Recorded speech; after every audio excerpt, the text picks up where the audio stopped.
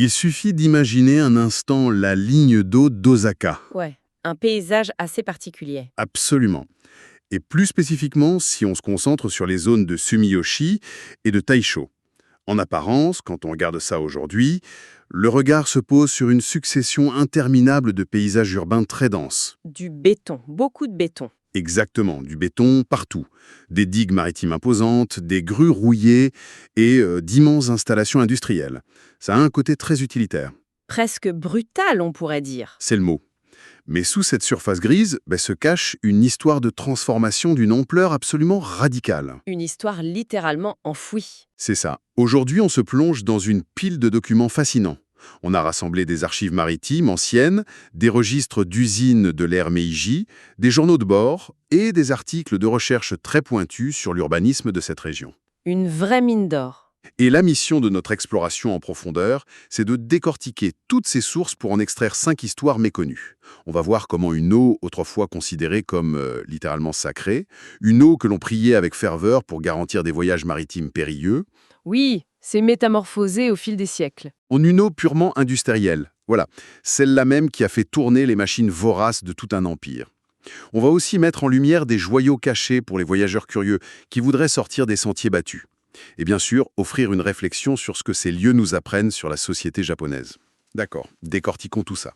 Et il faut bien comprendre que cette analyse n'est pas un simple guide touristique. Loin de là. En épluchant ses recherches en urbanisme et ses archives historiques, on se livre à une véritable autopsie des dynamiques de pouvoir, des vagues d'immigration successives et de l'industrialisation à marche forcée du Japon. Une autopsie, c'est vraiment le bon terme. Extrêmement complexe qui s'est stratifié au fil du temps. Les sources factuelles que nous examinons aujourd'hui prouvent que chaque parcelle de terre gagnée sur l'eau porte en elle les cicatrices, les luttes et les triomphes d'une nation en pleine mutation. Alors pour commencer cette plongée, nos documents nous obligent à remonter très loin dans le temps. Ah oui, on parle de l'antiquité là. Tout à fait, bien avant que la région ne s'appelle Osaka ou même Naniwa. On parle ici du IIIe siècle. Les archives désignent le port de Sumiyoshi no Oso. Une petite baie profondément enfoncée dans les terres. C'est ça, et c'était la véritable porte d'entrée internationale du Japon de l'époque. Et en parcourant ces textes, il y a un nom qui revient sans cesse, le clan Tsumori. Qui signifie littéralement les gardiens du port. Exactement. Mais ce qui me frappe dans nos notes, c'est qu'ils n'étaient pas de simples prêtres rattachés au grand sanctuaire Sumiyoshi Taisha. Ils avaient un pouvoir qui semble presque absolu sur la mer. Je veux dire, comment un clan religieux pouvait-il détenir un tel monopole stratégique ? Ce qui est fascinant ici, c'est que le sanctuaire agissait concrètement comme un véritable bureau d'assurance maritime de l'État. Un bureau d'assurance maritime au IIIe siècle ? Eh bien oui, bien avant l'invention du concept d'assurance moderne. À l'époque, les missions diplomatiques vers la Chine, Les fameux voyages des Kentoshi ? voilà. Ces missions représentaient un danger inouï. La technologie navale était, disons, très rudimentaire. On estime que le taux de mortalité en mer atteignait les 33%. C'est fou. Un voyageur sur 3 ne revenait jamais ? Exactement. Donc la religion, dans ce contexte précis, n'était pas qu'une question de foi abstraite, elle traduisait une maîtrise technique et empirique très pointue des moussons, des vents et des courants marins en une autorité perçue comme sacrée. Ah, je comprends mieux. Les textes historiques montrent que le plus haut dignitaire du clan de Tsumori montait physiquement à bord du navire amiral. Il y allait en tant que prêtre des missions vers la dynastie Tang.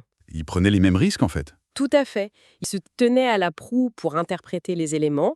L'invisible, la terreur de l'océan, devenait ainsi gérable grâce à ce monopole qui mélangeait le divin et la technique météorologique. Et dans nos notes, il y a ce détail sur l'astronomie qui m'a complètement bluffé. Ah oui, les divinités. Ouais. Les documents expliquent que les 3 dieux de la mer vénérés dans ce sanctuaire ne sont pas juste symboliques. Ils sont censés représenter le fond, le milieu et la surface de l'océan. Mais en fait, ils correspondaient très exactement aux 3 étoiles de la ceinture d'Orion. C'est brillant! C'est incroyable. C'était une véritable clé de voûte pour la navigation astronomique nocturne.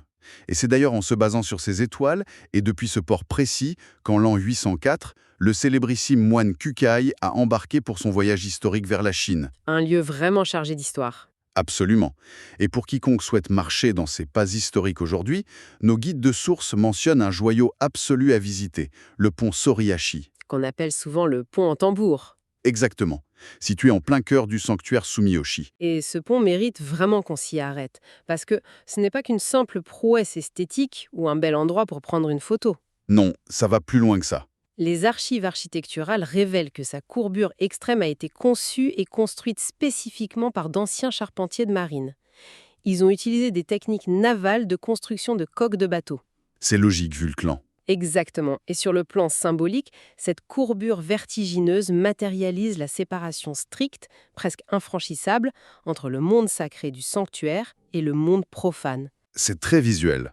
Et il y a un autre détail. Son reflet parfaitement circulaire sur l'eau marque l'ancienne limite physique où les vagues venaient littéralement s'échouer. Ah oui, parce que la mer a reculé depuis. Tout à fait.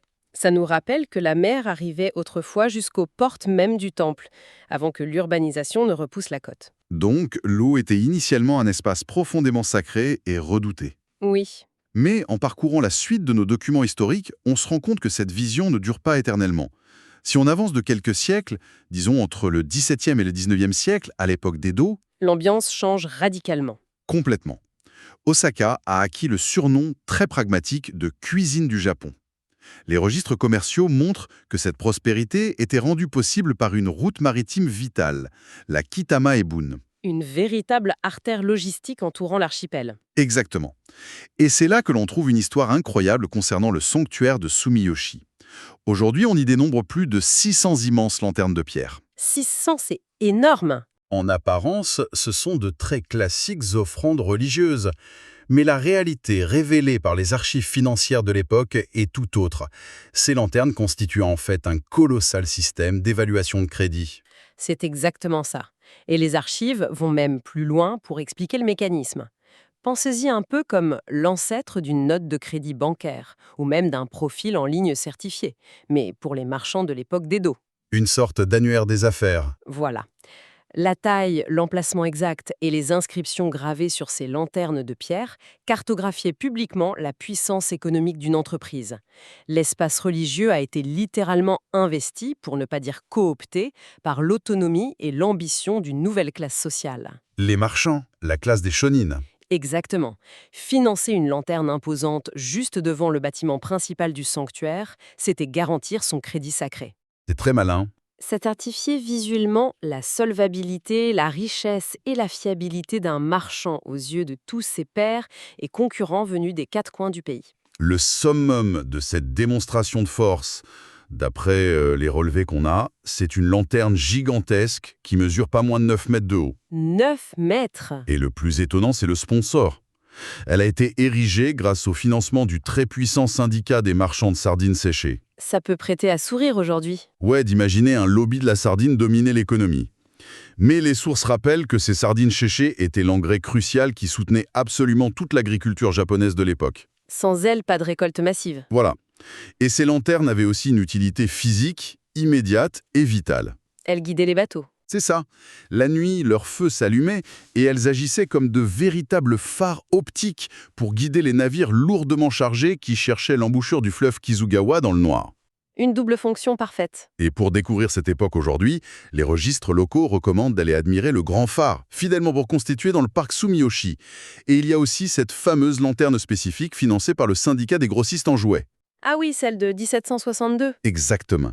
Et fait incroyable, elle a été restaurée par cette même guilde pas moins de 5 fois depuis. Quelle preuve éclatante de la longévité hors norme des entreprises japonaises. Si l'on relie cela à une perspective plus large, on observe une transition fondamentale dans l'histoire de la ville. L'eau n'est plus seulement le domaine des dieux redoutables que l'on tente d'apaiser par des prières. Elle devient un outil. Oui, elle a été domptée pour devenir une route commerciale rationalisée et calculable. Les marchands ont réussi le tour de force de transformer la foi religieuse en un réseau de confiance interrégional, ce qui préfigure de manière saisissante les systèmes de crédit du capitalisme moderne. C'est là que ça devient vraiment intéressant. Parce que si le capitalisme marchand s'est installé, la révolution industrielle, elle, va tout écraser sur son passage. Une rupture totale. L'histoire bascule brusquement dans nos archives en l'année 1883, dans le village de Sangenya. Qui fait aujourd'hui partie de l'arrondissement de Taisho. C'est ça. À ce moment précis, les documents économiques montrent que le Japon fait face à un déficit commercial alarmant. Le pays est inondé par les importations de fils de coton étrangers. Il fallait réagir vite. C'est alors qu'un industriel visionnaire, Eiichi Shibusawa décide d'implanter un véritable monstre mécanique. L'immense usine de la Osaka Spinning Company, équipée de 10 500 broches importées directement d'Angleterre. Une échelle jamais vue? Mais, en lisant les journaux de l'époque, on se rend compte que la véritable révolution de cette usine, ce qui choquait les gens, ce n'était pas seulement la mécanique, c'était la lumière. En effet. L'innovation de rupture documentée ici fut l'introduction, pour la toute première fois à cette échelle, des lampes à incandescence à filament de carbone. Avant ça, on utilisait quoi, des lampes à huile? Exactement. Les usines dépendaient de lampes à huile. C'était extrêmement dangereux à cause des risques d'incendie. Et surtout, c'était très peu lumineux. Le rythme de travail était donc naturellement dicté par le soleil. On s'arrêtait quand il faisait nuit. Voilà. Mais la lumière électrique a tout changé. Elle a permis d'instaurer ce que les registres appellent le système des 2-8, c'est-à-dire le travail en continu, avec des équipes qui se relaient de jour comme de nuit. 24 heures sur 24. C'est ça. Philosophiquement et socialement, cela marque un point de non-retour. C'est l'engloutissement définitif du temps naturel, cyclique et agricole par le temps capitaliste qui est linéaire, ininterrompu et obsédé par la rentabilité. Les chroniques locales racontent des scènes incroyables à ce sujet. Les paysans des environs venaient la nuit complètement fascinés pour observer cette immense usine de briques rouges qui rougeoyait dans l'obscurité totale de la campagne japonaise du 19e siècle. Ils lui ont même donné un surnom. Un surnom digne d'un conte mythologique, la ville sans sommeil ou Fuyajo. Fuyajo, oui. Ce fut le point de départ fulgurant du miracle industriel d'Osaka qui gagna bientôt le titre de Manchester de l'Orient. Mais nos sources historiques sont glaçantes sur un point. Le couillement. Ce miracle technologique a exigé un coût humain absolument terrifiant.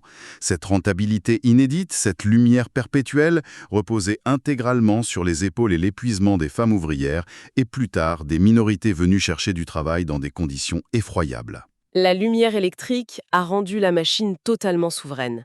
Le corps des travailleurs a été soumis à une discipline stricte, synchronisée avec le rythme implacable des groches métalliques qui ne s'arrêtaient jamais. C'est une aliénation totale. L'usine de Sanggenia n'était pas juste une manufacture. Elle a fourni le modèle de gestion de la main-d'œuvre qui a ensuite alimenté toute l'expansion impériale et industrielle du pays. Elle a jeté les bases d'un système moderne où l'humain, malheureusement, est devenu une simple ressource interchangeable pour nourrir la croissance. Aujourd'hui, pour retrouver la trace physique de cette fameuse ville sans sommeil, il faut chercher attentivement. Nos notes de repérage indiquent qu'il existe un discret monument en pierre dédié à la compagnie. Presque caché dans le feuillage, oui. Dans le parc moderne de Sanggenia. La mairie de l'arrondissement de Taisho a d'ailleurs eu la bonne idée de promouvoir des circuits spécifiques du patrimoine industriel. Ça permet aux visiteurs de marcher concrètement sur les traces de cette révolution. C'est une excellente initiative pour la mémoire. Tout à fait. Mais, comme on le disait, l'industrialisation vorace de Saka appelait sans cesse de nouveaux bras. Ce qui nous amène, en suivant nos archives, dans les années 1920. Avec une immense vague migratoire venue du sud de l'archipel. Oui. Les rapports économiques de cette décennie décrivent une crise d'une violence inouïe qui frappait alors l'archipel d'Okinawa. C'est une période tragiquement surnommée dans les textes « l'enfer des Sika ». L'enfer des Sika, oui. Et pour donner un peu de contexte, le Sika est une plante locale qui est naturellement toxique. Exactement.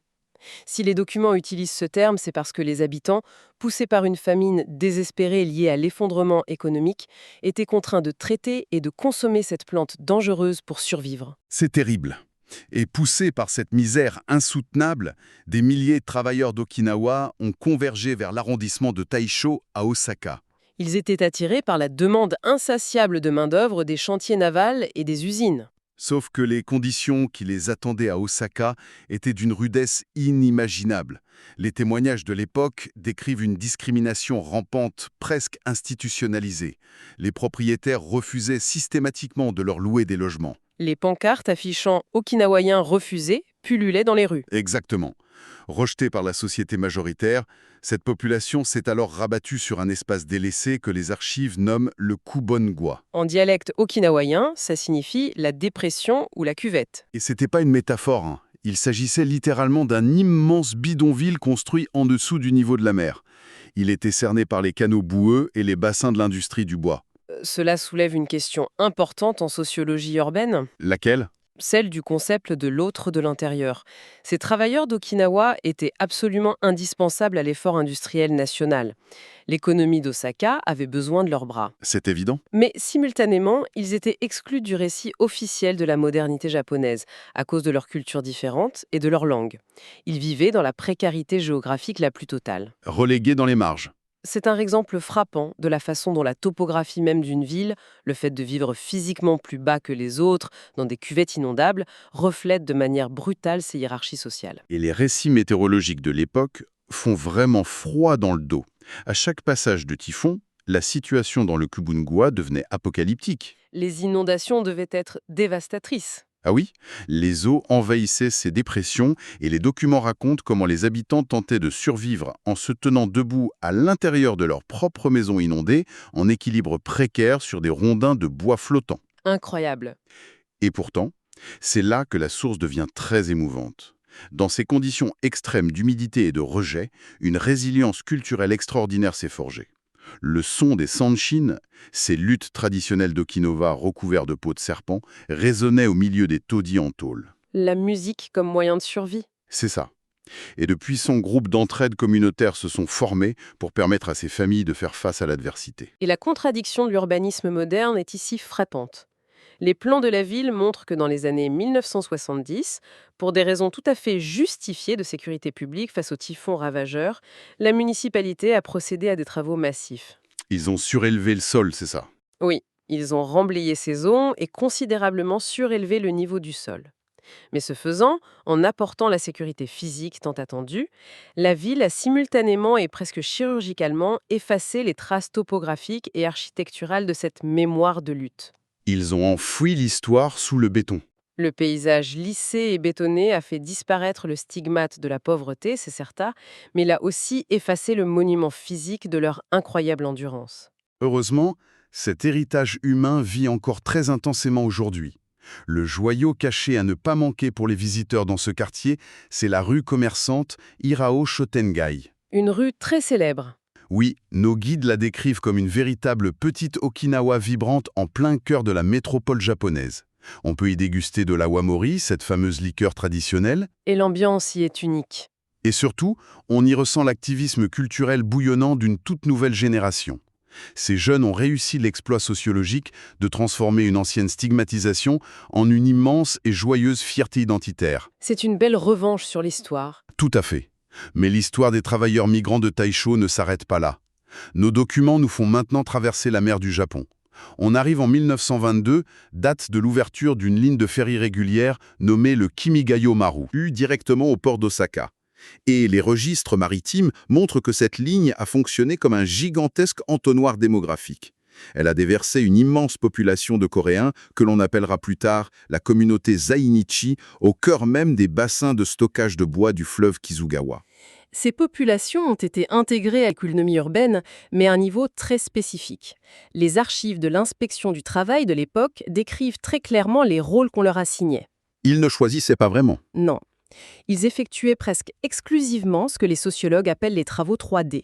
Dirty, dangerous, demeaning. Des emplois sales, extrêmement dangereux et dégradants. C'est exactement ça. Et pour visualiser ce que ces travaux 3D signifiaient au quotidien, il faut lire les témoignages. Imaginez ces hommes opérant au milieu d'immenses bassins dosomètres et glaciales.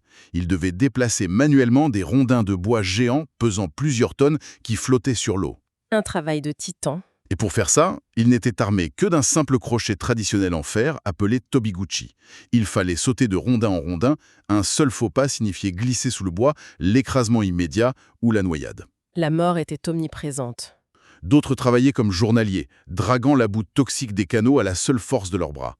Les textes mentionnent qu'on les appelait les nikoyons. D'ailleurs, pour bien comprendre, ce terme de nikoyon, il vient d'où exactement ? C'est un terme directement issu de la réalité économique de l'époque. Nikoyon fait référence à leur salaire journalier qui s'élevait à très exactement 240 yuan. 240 yuan. À l'époque, c'était le symbole même du salaire de misère absolue. C'était à peine suffisant pour acheter une ration de riz de base, pour survivre jusqu'au lendemain. C'était l'incarnation d'une précarité maintenue jour après jour. Et ici, il faut qu'on soit très clair sur ce point. Les documents historiques que nous avons sous les yeux abordent des événements politiquement extrêmement sensibles. Oui, il faut le souligner. Notre but n'est absolument pas de prendre parti, de juger ou de valider une thèse plutôt qu'une autre. On cherche simplement à rapporter fidèlement ce que disent les différentes archives officielles et académiques. C'est crucial d'être objectif ici. Et ce qu'elle montre, c'est un débat historiographique complexe. D'un côté, une partie des sources documente une vaste migration de nature économique, des personnes fuyant la pauvreté agraire de leur région d'origine. Et de l'autre côté, D'autres archives mettent en évidence des politiques strictes de mobilisation forcée, mises en place par les autorités de l'époque pour fournir la main-d'œuvre nécessaire à l'industrie d'armement et aux chantiers navals durant la période de guerre. deux réalités qui se superposent. Et par la suite, les documents mentionnent également le tragique massacre de Jeju, connu sous le nom d'incident du 3 avril 1948. Ce massacre a déclenché une vague désespérée de réfugiés fuyant vers Osaka pour sauver leur vie. Une histoire très lourde. C'est l'accumulation de tous ces événements distincts selon nos sources qui a formé la démographie si complexe de ce quartier. La synthèse de toutes ces sources, qu'elles soient économiques, migratoires ou politiques, nous amène à une conclusion analytique claire. Je vous écoute ? La prospérité industrielle fulgurante d'Osaka, qui est très souvent décrite dans les manuels scolaires comme un miracle national homogène et purement technologique, repose en grande partie sur l'absorption systémique d'une main-d'œuvre périphérique. Donc le centre a besoin de la marge. Exactement. Le centre économique rayonnant s'est nourri de l'énergie et des sacrifices de ses marges. Et c'est cette incroyable résilience humaine qui marque le plus à la lecture de ces textes. D'ailleurs, pour toucher du doigt cette histoire aujourd'hui, nos chercheurs ont déniché l'un des secrets les mieux gardés d'Osaka. Ah oui, les ferries. Voilà. Au milieu de cette immense métropole moderne, la ville gère encore, presque secrètement, un réseau de 8 Osen. Ce sont de petits ferries fluviaux municipaux. C'est ça, comme le ferry de Shiaikemi par exemple. Et le détail crucial, c'est qu'ils sont entièrement gratuits. Les archives nous expliquent pourquoi. C'est vital pour les travailleurs. Autrefois, pour tous ces travailleurs précaires, qu'ils soient coréens ou d'Okinawa, qui ne possédaient absolument aucun moyen de transport et n'avaient pas les moyens de payer un péage sur un pont, ces navettes rudimentaires gratuites étaient l'unique façon de traverser les bras d'eau pour rejoindre les usines de l'autre côté. C'était leur seul moyen de survie économique. Emprunter ces modestes bateaux aujourd'hui, se tenir sur le pont et observer le sillage sur cette eau devenue industrielle, c'est vraiment s'offrir le monument le plus vivant et le plus poignant à leur mémoire. C'est une expérience très forte. Alors, qu'est-ce que tout cela signifie au fond ? On vient de traverser des siècles de l'histoire d'Osaka, mais toujours à travers ce prisme très particulier de l'eau. Un fil conducteur fascinant. Depuis cette prêtrise sacrée et verticalisée du clan Tsumori qui gérait les flots insondables en observant la ceinture d'Orient, en passant par la discipline mécanique des briques rouges de Sangenya illuminées par les premières ampoules, Jusqu'aux travailleurs migrants. jusqu'aux communautés immigrées pataugeant dans l'eau boueuse des bidonvilles pour bâtir littéralement les fondations du Japon moderne. L'eau de Sumiyoshi et de Taisho s'impose vraiment comme le grand témoin silencieux de toutes ces époques. Elle a tout absorbé. Les paysages se sont inlassablement superposés. La foi mystique s'est muée en évaluation de crédit marchand. Les rivières naturelles sont devenues de gigantesques zones de transit global. Et la souffrance inouïe des communautés marginalisées s'est métamorphosée, avec le temps et les générations, en une vibrante fierté multiculturelle. Si l'on relie cela à une perspective plus large, on réalise que les villes ne détruisent jamais vraiment leur passé, elles se contentent de le recouvrir. Nos sources nous invitent à voir l'environnement urbain différemment. Comment ça Eh bien, au-delà de tout ce que nous avons couvert, ces articles d'urbanisme soulèvent une dernière réflexion particulièrement troublante pour notre époque. Ah oui, par rapport à l'eau ? Avec la montée actuelle du niveau des océans liée au changement climatique, ces mêmes eaux sacrées ou industrielles que l'on a repoussées, canalisées et enterrées sous des millions de tonnes de béton pendant des siècles menacent aujourd'hui de reprendre leur place originelle. C'est un retour de balancier terrifiant. La prochaine fois que l'on contemple la skyline flambant neuve d'une grande métropole portuaire, il faut se demander, sommes-nous sur le point de voir l'histoire de Sumiyoshi et Taisho s'inverser à nouveau ? L'eau qui reprend ses droits. L'eau que l'on croyait avoir soumise pour l'industrie pourrait bien redevenir cette force redoutable et insondable que l'on priait autrefois. C'est une invitation puissante à repenser chaque rue, chaque canal, non pas comme un simple décor figé, mais comme une entité vivante, prête à réécrire son histoire. n'est peut-être qu'une parenthèse face à l'océan, c'est le moment idéal pour conclure notre analyse d'aujourd'hui. Une parenthèse très fragile, oui. Un immense merci pour cet éclairage fascinant et pour avoir su extraire toute la profondeur de cette montagne de documents historiques. L'histoire n'est décidément jamais une surface plane, mais toujours un océan de complexité qui bouillonne sous nos pieds. À notre prochaine exploration pour décoder ensemble de nouveaux récits cachés. À la prochaine!